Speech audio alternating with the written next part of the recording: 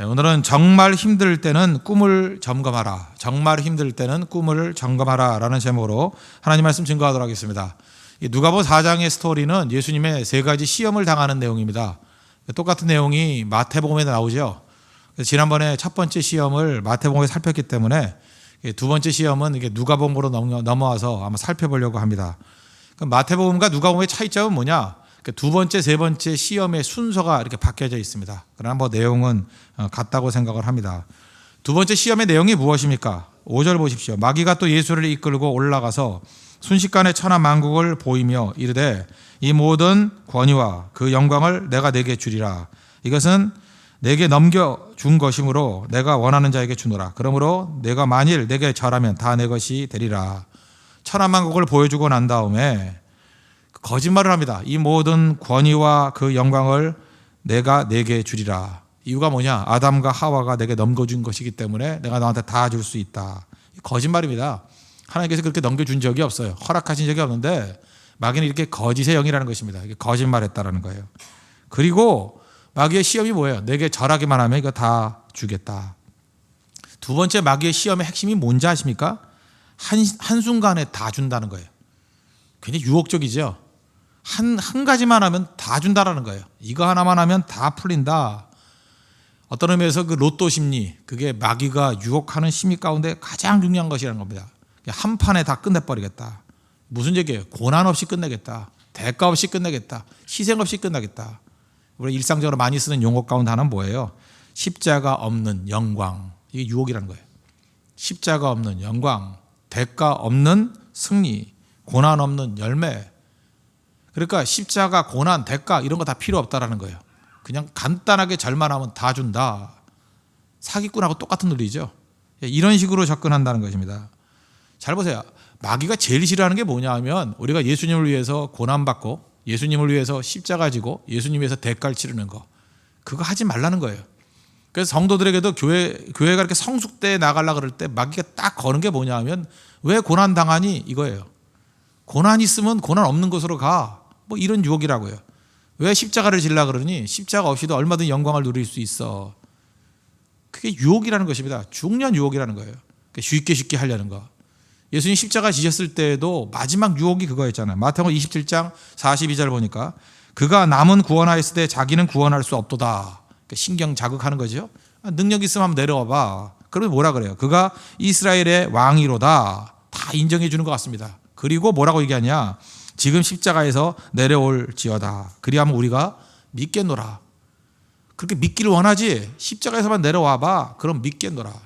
중요한 얘기입니다. 십자가에 내려오면 믿겠다. 십자가에서 내려오는 믿음, 사탄적인 믿음입니다. 십자가 없는 믿음, 사탄적인 믿음이에요. 십자가에서 내려와라. 고난의 자리 떠나라. 왜 이렇게 힘들게 믿니? 희생하지 마라. 이게 사탄적 믿음이라는 것입니다. 그것이 마귀의 두 번째 결정적인 유혹이었다는 것입니다. 그럼 이 유혹 이길 수 있는 길이 무엇인가? 뭐 다 그대로입니다. 십자가 지지 말라고 십자가 지면 되는 거죠. 두 가지입니다. 대가를 지불하라. 두 번째는 사랑을 점검해야 된다는 것입니다. 하나님을 진짜 사랑하는지 사랑을 점검하라. 이게 우리 두 번째 마귀의 시험을 이길 수 있는 능력의 길이라는 것입니다. 차례도 살펴보겠습니다. 첫 번째는 대가를 지불하는데 우리 1절에서 한번 말씀드렸죠. 꿈하고 망상과의 차이점이 무엇입니까? 꿈은 다 있죠. 꿈은 우리 예수 믿으면 꿈이 안 생길 수가 없습니다. 왜냐하면 성령께서 우리에게 주시는 게 꿈이기 때문에. 그래서 사도행전 2장 17절에 요엘서 2장의 말씀을 인용하죠. 말세에 내가 내 영을 모든 육체에게 부어주리니 너희 자녀들은 예언할 것이요 너희 젊은이들은 환상을 보고 너희의 늙은이들은 꿈을 꾸리라. 그래서 여러분 말씀만 잘 들어도 꿈이 생깁니다. 말씀 앞에 놓여 있으면 환상을 봅니다. 근데 이게 하나님께서 주신 꿈으로서의 역할을 못하고 망상으로 끝나버릴 때는 언제냐? 대가를 거절할 때예요. 대가 치르지 않을 때. 예수님 말씀 들었던 사람들이 얼마나 많습니까? 구름같이 많이 왔습니다. 무리들이 왔는데 다 떠나갔던 이유가 뭐예요? 그 요한복음 6장 같은 데 보니까 너희도 가느냐 그러잖아요. 이유가 뭐예요? 대가 치려고 할 때, 십자가 지려고 할 때 다 따라가 버리더라는 것입니다. 다 가짜 믿음이에요. 그래서 꿈 플러스 대가, 이게 진짜 꿈이라는 거예요. 근데 꿈은 꾸되 대가를 치르지 않겠다 하는 것은 다 망상이다. 틀리지 않다는 것입니다. 요즘에 우리 교육을 시킬 때도 마찬가지입니다. 여기 어머님들도 많이 계시죠. 우리 또 젊은 부부들이 되게 많으니까 자녀들 키울 때 물론 어렸을 때 사랑해 줘야죠. 오도된 사랑이 뭔지 아십니까?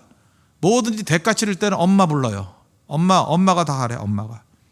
20대 청년들이 그래요. 어려우니까 엄마 불러요. 엄마가 해달래요. 뭐 진짜인지 아닌지 모르지만 군대에서도 전화 건다면서요. 엄마 이거 해달라고.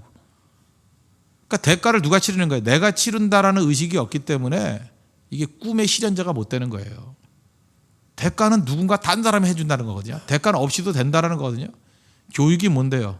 교육이 대가입니다. 왜 군대 가운데도 우리가 해병대 같은 데를 높이 평가하는 것입니까? 가장 많은 대가를 치르잖아요. 그래 자부심이 생기잖아요. 어디나 마찬가지라는 것입니다. 대가 없이 무슨 승리가 있습니까? 홍대서교회 이제 개척한 지 한 1년 정도 넘었습니다. 진짜 중요한 게 뭔지 알아요? 이 교회가 진짜 능력 있는 교회를 서기 위해서는 수없이 많은 희생의 대가가 있어야 돼요. 그리고 더 많은 성도들이 희생의 대가를 치른 성도들이 나와야 그 사람들이 초석이 된다는 것입니다. 그게 진짜 성도가 되는 거예요. 그 과정들. 가정도 마찬가지 아닙니까? 결혼한다고 든든한 가정이 다 되는 것입니까? 아니에요. 남편의 대가를 치름, 아내의 대가를 치름, 그것들이 쌓여가지고 건강한 가정으로 서게 된다는 것입니다. 그거 없이 어떻게 가정이 세워지겠어요? 그러니까 대가를 치르지 않으려고 하니까 이혼도 많아지는 거고 기초가 약해져서 다 무너지는 거죠. 어디나 마찬가지, 어디나. 그래서 어떤 공동체도 좀 능력 있는 공동체가 되려고 그럴 때 반드시 대가를 요구하잖아요. 그죠? 희생을 요구하잖아요. 그 왜 그렇습니까? 그걸 통과하지 않으면 멤버십이 되지도 않을 뿐더러 강력한 것이 세워질 수도 없기 때문에 그렇다는 것입니다. 우리 예수님의 어머니 마리아를 한번 생각해 보십시오. 마리아. 천사가 나타나가지고 천사의 수태고지라 그러죠. 처녀한테 와가지고 아직 남자도 모르는데 내가 이제 잉태하여 아들을 낳을 것이래요. 근데 그것이 하나님이 보내신 자녀래요. 그러면 우리 같으면 뭐라 그러겠어요? 당신은 어떤 문화입니까? 그 결혼하기 이전에 여자가 아이를 가졌다 그러면 돌로 쳐서 죽일 수도 있는 그런 살벌한 분위기였습니다. 이게 보통 그 만만한 사이가 아니라고 해요. 그런데 하나님이 뜻하신다 그러면 하겠습니다. 우리는 마리아의 꿈을 받기는 원해요. 근데 마리아의 대가에 대해서는 다 무시해버려요. 마리아 이것 때문에 얼마나 많은 대가를 치렀습니까? 누가복음 1장 38절 보니까 주의 여종이오니, 옛날에는 주의 계집종이오니 그랬어요. 자기를 비하시키면서 내가 무슨 힘이 있습니까? 내가 뭐 잘난 게 있겠습니까? 영광입니다. 말씀대로 내게 이루어지기를 원합니다. 마리아의 믿음이었다는 거예요. 꿈을 주셨잖아요. 꿈에 대한 대가를 치르잖아요. 그 다음에 자기가 치러야 될 대가가 얼마인지 알잖아요. 아니 모릅니까? 지금 우리 사회만 해도 뭐 예를 들어 처녀가 아기를 가졌다 그러면 그 만만치 않은 편견과 공격이 있을 건데 이땐 돌멩이 맞아 죽었다니까요. 근데 그게 하나님의 뜻이라 그러면 내게 이루어진대요. 말씀대로 되기를 원한대요. 대가신앙입니다. 대가신앙. 철저히 대가를 치르잖아요. 그래서 믿음이란 건 뭐냐면 대가라는 거예요. 꿈은 아름답습니다. 꿈이 아름답지 않은 꿈이 어디 있어요. 그러니까 아름다우니까 꿈이죠. 그러나 현실이 되라 그러면 반드시 대가를 지불해야 된다는 것입니다.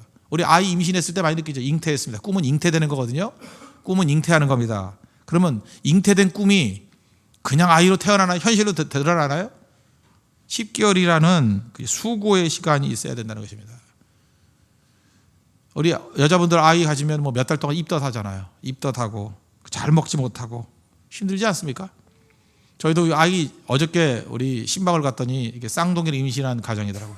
갑자기 어렸을 때 아이들 키웠던 생각이 많이 나더라고요. 제 사모도 보니까 그때 아기 가졌을 때 아파도 왜 그 임신한 사람이 어려운지 아파도 약을 못 먹어요. 함부로 약 먹으면 태아한테 문제가 있으니까. 그래서 아픈 게 힘든 거예요. 왜? 약을 전혀 쓸 수 없기 때문에. 그냥 몸으로 때워야 돼요. 몸으로 부딪혀야 됩니다. 힘들죠? 힘들고. 그래서 쌍둥이를 뵀으니 뭐 얼마나 힘들겠어요. 그래서 제가 물어봤어요. 그 배가 하도 너무 내려서 뭐 지금 12월 30일이 예정이라 그런데 배가 거의 다 내려와가지고 내가 볼 때 내일 날 것 같아요. 그래서 이게 이상해가지고 아무리 쌍둥이지만 이게 너무하다. 그래서 제가 첫 애 때 얼마 있다 났냐 그랬더니 2시간 만에 났대요. 2시간 만에. 그러면서 말을 하기를 뭐 마른 여자가 잘 낳는다 그런다고. 그때 제가 우리 첫째 아이 낳을 때 생각이 나더라고요. 오후 4시에 갔거든요. 병원에 갔는데 오후 4시에 갔는데 나오질 않네요. 뭐 산모도 힘들었지만 저도 사실 무지 힘들었어요. 그 밖에서 그냥 좀 옆에 자면은 장모님 와가지고 때리고 입에 자냐 그러고 참 힘들었는데 이게 언제 났냐 하면은 그 다음날 12시에 났어요. 20시간. 20시간 진통을 했어요. 그게 우리 큰애예요. 율동하는 애. 20시간 만에 나오네 걔가. 근데 제가 그때 아주 인상적이었던 게 뭐였냐면 의사는요 그냥 그 제왕절개를 하든지 물론 그거 안 하죠. 근데 두 번째는 그거 해도 될 것 같은데 분만 촉진제라는 게 있는가 봐요. 뭐 이렇게 주사 한 대 맞으면 애가 빨리 나온대요. 근데 그 고통 속에서도 엄마가 끝까지 거절하더라고요. 들리더라고 소리가. 촉진제 맞으세요 그랬더니 안 돼요 안 돼요 안 되면 소린 질러대고. 그죠? 그러면서 이유가 뭐냐? 혹시 아이에게 잘못된 영향을 미칠까 봐. 그게 모성애다 이렇게 말할 수도 있지만 제가 그때 느꼈던 게 뭔지 아십니까? 소망을 품은 자의 위대함이에요. 그 모성애도 모성애지만 꿈을 품은 자의 위대함이에요. 왜 그 고통을 참을 수 있죠? 왜 그 모든 대가를 치를 수 있죠? 꿈을 품고 있기 때문에, 소망을 품고 있기 때문에, 생명을 품고 있기 때문에 참아요. 아마 지금 하라면 안 할 거예요. 촉진제가 뭐예요? 뭐 더 갖다 부어라 그러지. 이제 안 할 건데 그 생명을 잉태했기 때문에 그때는 가능해요. 그렇다면 문제는 무엇입니까? 내가 지금 잉태하고 있느냐? 이게 중요한 거죠. 내가 지금 꿈을 잉태하고 있는가? 생명을 잉태하면요 모든 관점이 다 바뀌어버린다는 것입니다. 그러면서 아이의 기쁨이 부모들의 기쁨이 되잖아요. 아이가 뱃속에서 요동칠 때 부모도 같이 요동치고요. 아이가 성장할 때 부모도 같이 성장하는 거예요. 지치고 힘들지만 그 안에 기쁨이 있다는 것입니다. 그럼 잘 보세요. 우리가 정말 힘들다 그럴 때가 있지 않습니까? 와 힘들다. 뭐 어떨 때 믿음 생활도 힘들다. 뭐 사는 게 힘들다. 그럴 때는 꿈이 있나를 점검해 봐야 된다는 것입니다. 이 꿈이 진짜인가? 그 꿈이 진짜라 그러면 견딜 수 있습니다. 하다못해 생명 잉태했을 때 엄마 견뎌내는 거 봐요. 생명이기 때문에 견디는 거예요. 어떤 그보다 더한 어려움도 견뎌내요.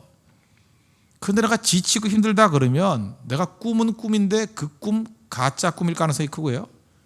꿈이라고 얘기하지만 실제로는 꿈이 아니었어요. 그 꿈이 믿음인데 믿음은 아니었어요. 진짜 믿음이었으면요. 믿음은요. 시련이 오면 올수록 더 금같이 됩니다. 금같이 귀한 믿음이 돼버리지 죽지 않아요. 그래서 반드시 우리 믿음 생활할 때는 시련과 고난이 와야 됩니다. 그래야 내 믿음이 진짜인지 아닌지를 알 수 있어요. 그거 한번 싹 지나가 보면요. 가짜는 싹 사라져버리고 진짜만 남아요. 그래서 내 믿음을 점검할 수 있다고. 아, 내 믿음이 가짜였구나. 이것만 진짜였구나. 퍽퍽 쓰러진다고요. 그래서 진짜를 붙드는 겁니다. 그래서 어떤 의미에서 예수님도 유혹이 필요했던 거예요. 예수님의 유혹을 통해서 예수님 깨닫는 게 뭐예요? 진짜 믿음이 뭔지를 붙들잖아요. 예수님 믿음은 진짜 믿음이죠. 이걸 우리에게 보여주는 이유가 무엇입니까? 유혹과 시험이 우리에게 진짜를 보여주는 어떤 계기가 될 수 있다는 것입니다. 우리 교회의 비전을 한번 놓고 봅시다. 우리 교회 꿈이 있잖아요. 160개국 이상에 나가서 복음 증거하고. 홍대 세교회 아닙니까? 홍대 일대를 변화시키고. 이거 괜히 들뜬 마음이었는지 이게 믿음이었는지 그 시련과 고난이 왔을 때 금방 합니다. 시련과 고난이 왔을 때도 꿈이 흔들리지 않고 잉태한 사람은 흔들리지 않아요. 근데 이게 부한회동하고 뭐 이렇게 분위기에 따라서 했던 사람 그거 진짜 아니었으면 무너지는 거죠. 그럼 해야 될 일이 뭐예요? 진짜 꿈으로 재무장해야죠. 진짜 말씀으로 재무장하고 진짜 믿음으로 재무장해야 된다는 것입니다. 그래서 시험은 유익한 겁니다.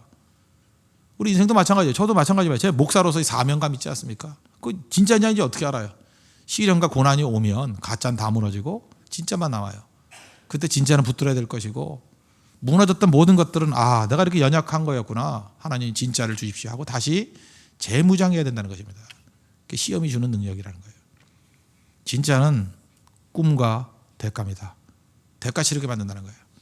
대가를 통해서 하나님 앞에 풍성한 열매가 얻을 수 있는 믿음의 종 되기를 바랍니다. 두 번째는 진짜 사랑하는가. 이 유혹 이길 수 있는 방법은 대가를 치르라. 두 번째는 사랑하라예요. 사랑하라.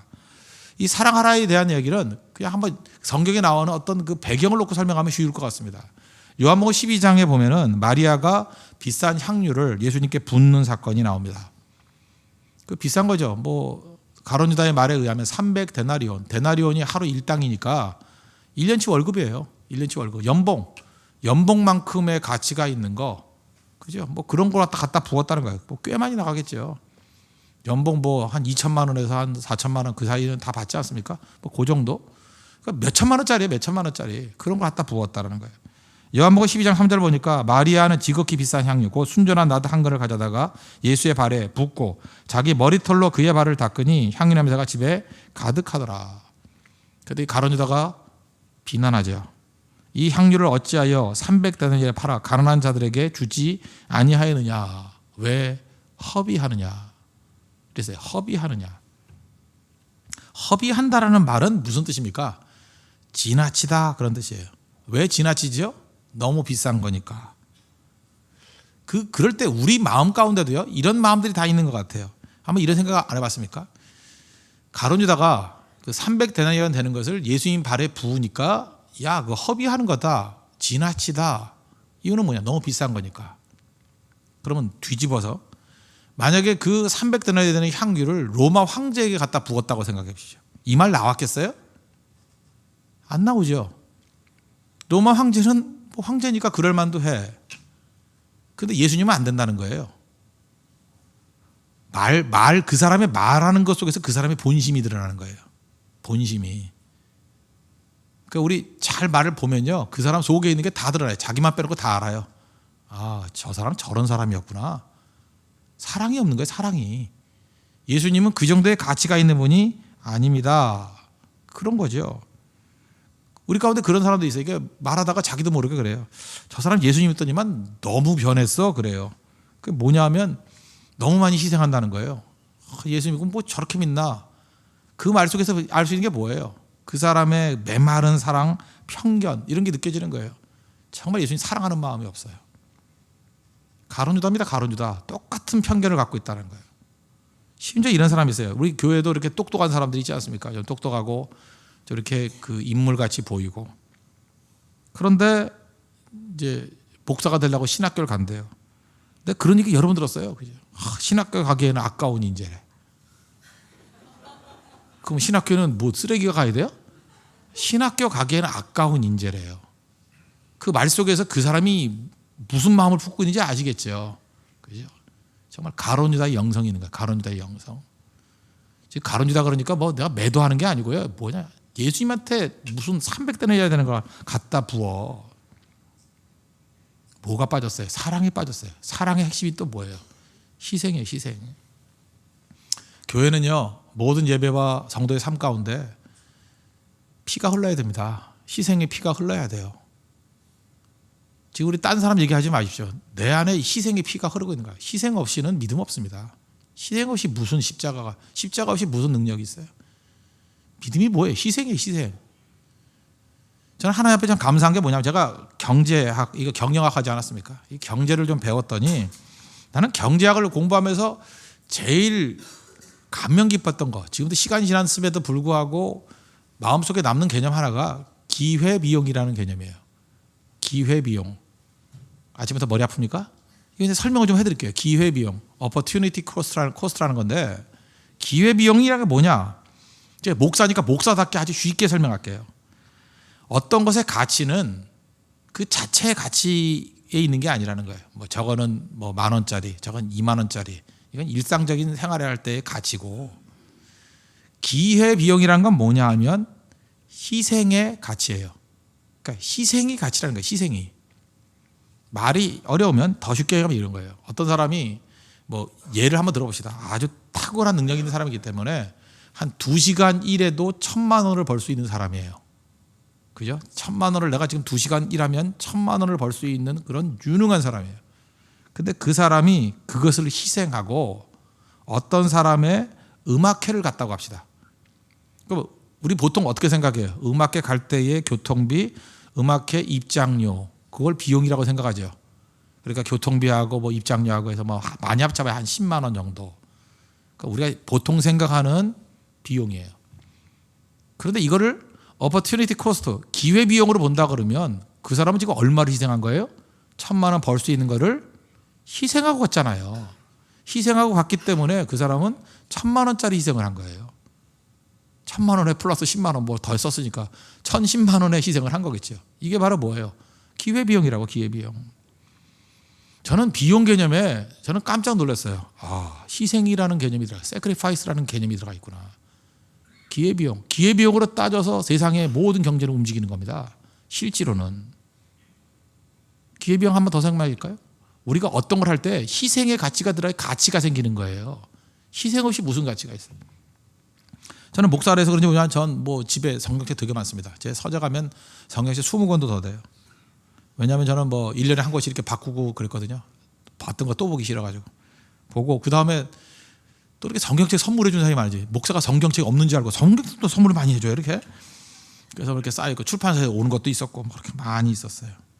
그러다 보니까 제 서재에서 성경책 하나 정도 없어져도 몰라요. 제가 어떻게 다 알겠어요? 그거 몰라요. 그러니까 그건 성경책 하나의 가치가 그게 제가 성경을 무시한다는 게 아니고 책으로서 성경 그렇게 큰 가치는 아니겠죠. 얼마 전에 우리가 여기 나왔는지 모르겠죠. 어떤 형제 한 분 계십니다. 박시성을 가진 형제. 그 형제 이제 그 여의도에서 개업을 해서 이제 신방을 갔거든요. 예, 신방을 하는데 그 아버지 어머니가 오셨다고. 근데 그 아버지가 과거에 그 정보장교 출신이시더라고요. 아주 제가 그 인상적이었어요. 아버지하고 대화를 나누면서 쭉 얘기를 나누는데 자기 정보장교 시절에 있었던 일을 하는데 그 탈북자라 그러죠. 탈북자를 만났는데 어떤 그 아주머니였대요.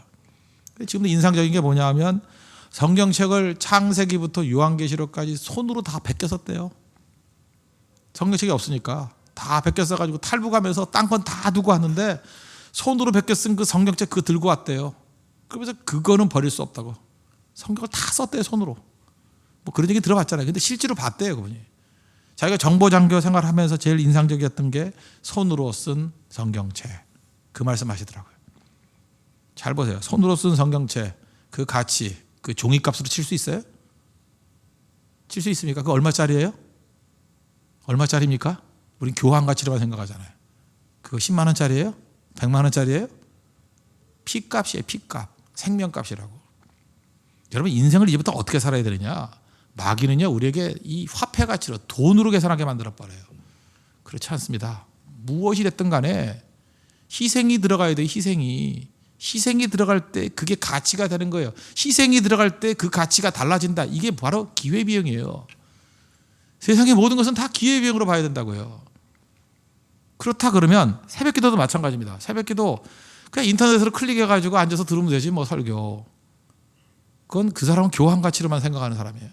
근데 여러분들 오늘 새벽기도에 이렇게 많은 성도가 오셨는데 어떻게 오셨어요? 일단 날씨가 추웠죠. 안 추웠습니까? 제가 금년 들어 처음으로 코트를 입고 왔습니다. 코트를 입고 오고 추우면 나오기 싫죠. 찬바람 딱 셀 때 나가기 싫고. 멀리서 오신 분들 여기 앞에 보니까 어떤 권사님은 수지에서 오시죠. 수지 맞으셨어요. 그죠? 수지에서 오셨어요.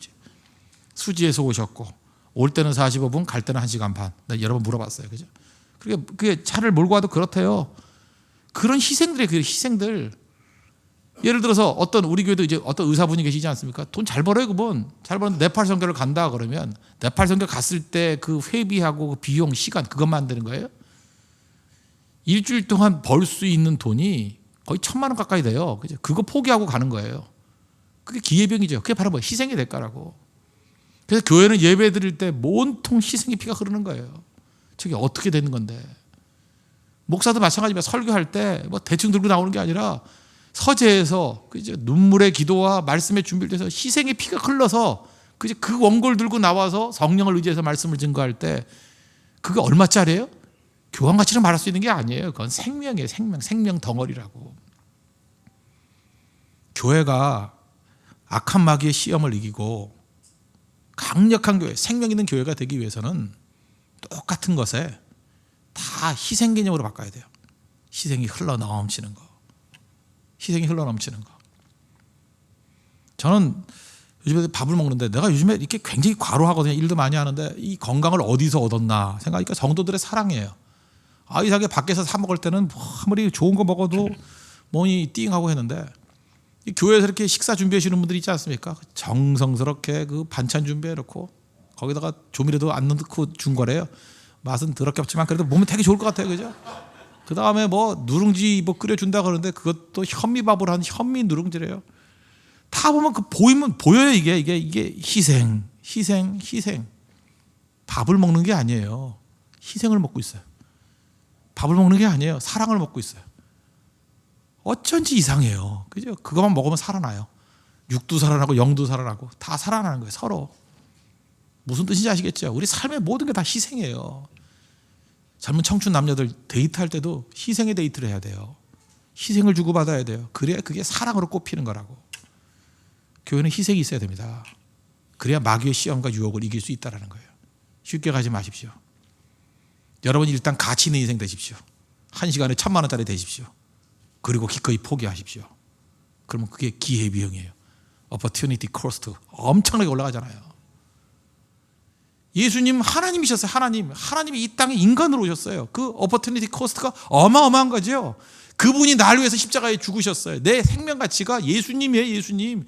우리 인생이 얼마나 귀중한지, 어떻게 자살을 해요? 어떻게 인생을 포기해요? 내 가치가 예수님인데, 내 꼬리표가, 가격표가 예수님인데, opportunity cost를 통해 가지고 우리의 가치가 예수님이라는 걸 알 수 있잖아요. 마귀 시험에 빠지지 마십시오. 마귀는 정죄하고 넘어뜨리면서 너는 가치 없어. 너는 끝난 인생이야. 너는 쓸모없는 인생이야. 누가 그래요? 그런 나를 위해서 예수님이 내 가치를 무한대로 올려줬잖아요. 날 위해서 죽으셨으니까. 나를 건지기 위해서 이 땅에 오셨으니까. opportunity cost. 희생의 희생. 예수님의 희생. 그게 나를 가치 높였다는 거예요. 그렇다면 여러분, 하나님께서 주셨던 모든 능력을 가지고 우리 해야 될 일이 무엇입니까? 희생하면 돼요. 희생하면 가치가 다 올라가요. 그게 다 올라간다고. 아무리 비천한 사람이라도 가치 있는 사람이 그를 위해서 희생해 주면 그의 가치는 그만큼 올라가는 거예요. 그렇지 않아요? 능력이라고, 능력. 하나님께서 많이 주신 이유가 무엇입니까? 희생하라고. 희생하십시오. 희생이 사랑입니다. 그걸 통해서 마귀의 모든 시험들을 이길 수 있는 믿음의 신실한 종 되기를 바랍니다. 4장 8절 예수님의 시험 이기는 메시지입니다. 대답하여 이르시되 기록된 바 주 너희 하나님께 경배하고 다만 그를 섬기라. 이 말씀의 뜻이 뭐예요? 대가를 지불하라. 희생하며 사랑하라. 우리 그 예수님의 말씀대로 예수님의 거룩한 길을 걸어갈 수 있는 믿음의 신실한 종 되기를 축원합니다. 기도하겠습니다. 이 시간 다 같이 하나님 앞에 말씀 놓고 기도하겠습니다. 하나님, 대가를 지불하고 또 무엇보다도 희생해야 하는 사랑이 있는 종들 되게 해달라고 다 같이 하나님 앞에 간구하도록 하겠습니다.